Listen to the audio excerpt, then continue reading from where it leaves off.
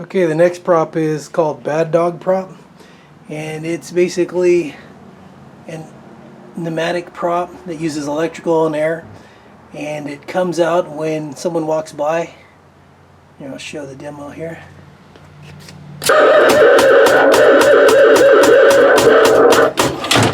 And as you see,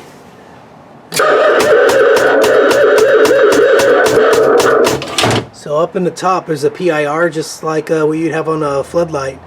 And when somebody walks by, it trips the whole mechanism to start.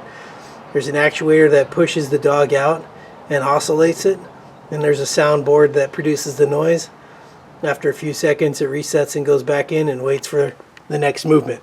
Turn it off for a second. Regulation right now is turned down a little bit. I think it's something like maybe 20 pounds.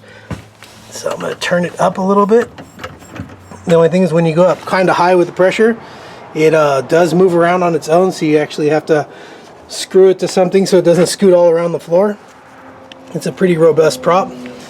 Now basically just got one power connection input, 1/4 inch line air input, and then it's got a strobe light in here that you can kind of see, especially at nighttime, and it flashes onto the dog's head as it's coming out.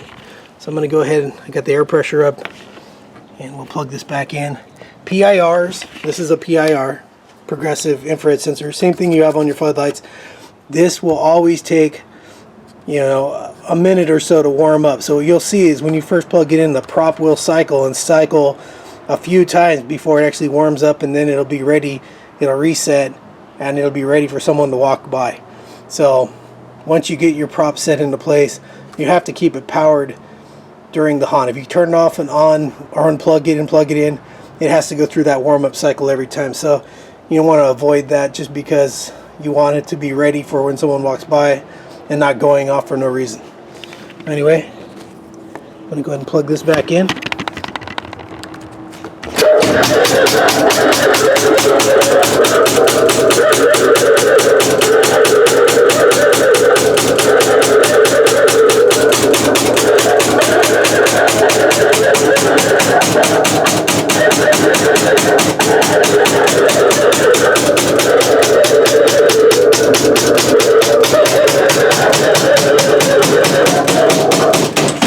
So as you can see, it's pretty violent when you turn the air pressure up.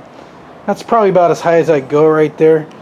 It does scoot around when it's coming out that fast, but you can see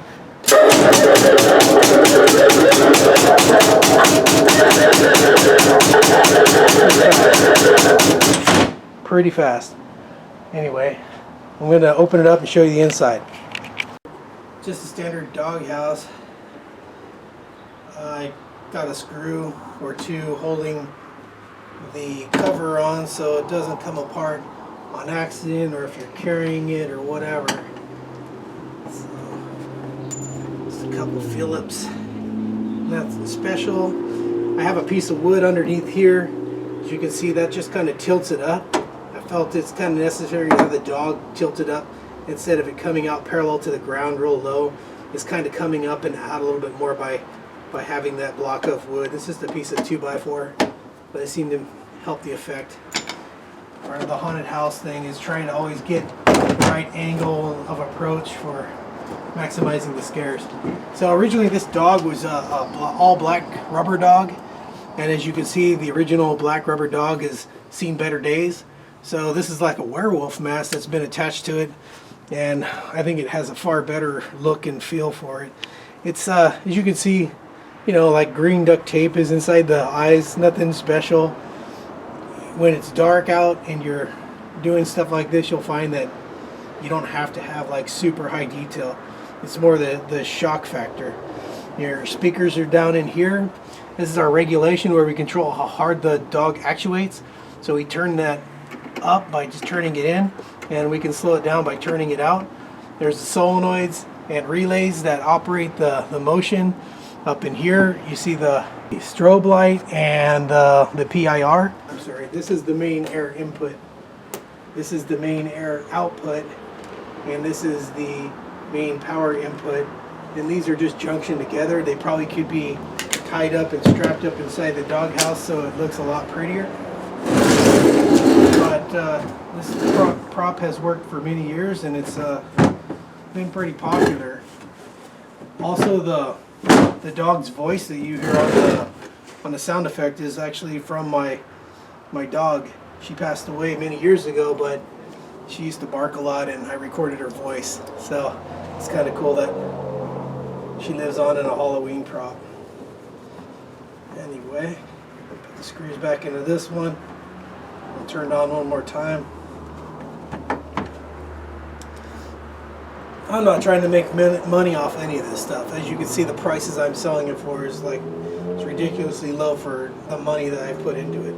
But I've retired the haunt, so this is a very rare opportunity for people to come along and get a piece of history, also get something pretty cool, maybe get their feet wet and get into doing this kind of stuff for their neighborhood. I'll fire it up again. Here you go.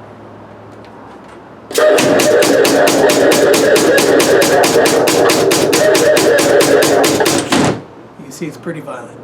Anyway, that's all I got on this one. We'll bring in the next one.